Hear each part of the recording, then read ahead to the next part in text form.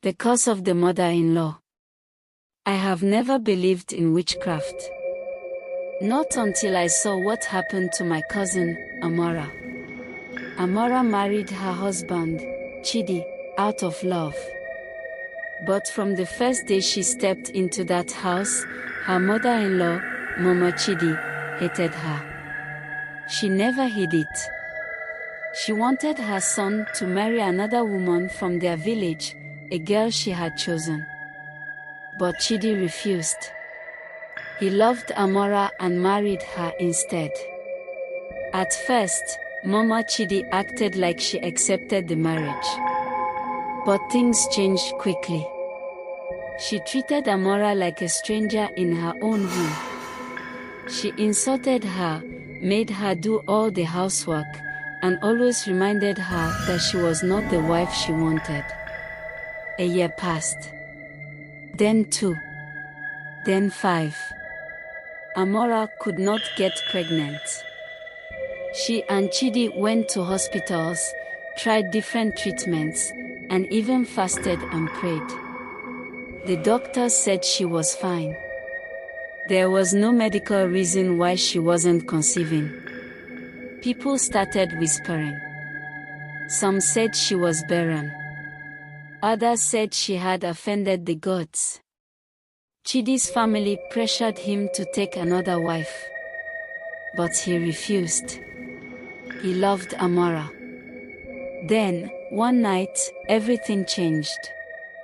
It was Mama Chidi's best friend, an old woman called Mama Uju, who exposed her. She was sick and believed she would die soon, so she wanted to confess her sins before facing the afterlife.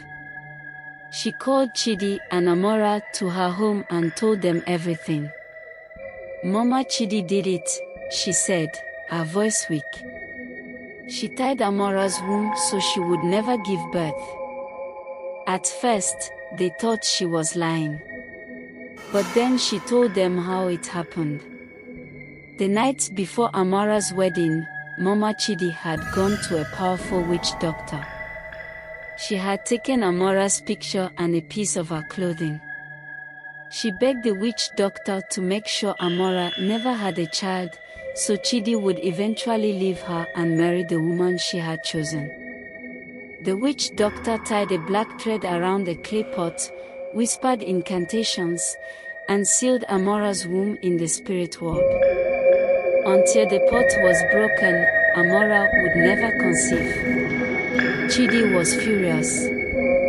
He stormed into his mother's house that night and confronted her. At first, she denied it. But when he mentioned Mama Uju's name, she fell silent. Then, she started crying. "I did it for you," she said. "You deserve a wife from our people, not this stranger." Chidi was disgusted. He told her he would never forgive her. Then he went straight to the witch doctor's shrine, forced him to bring out the pot, and smashed it to the ground. That same month, Amora conceived. 9 months later, she gave birth to a baby boy. Mama Chidi was never the same after that. Her own son stopped speaking to her. She became lonely and sickly. Some say the spirits of the unborn children she had blocked were tormenting her. She died 2 years later, alone. And that's how I learned that evil truly exists, not in the stories we hear, but in the hearts of those we trust the most.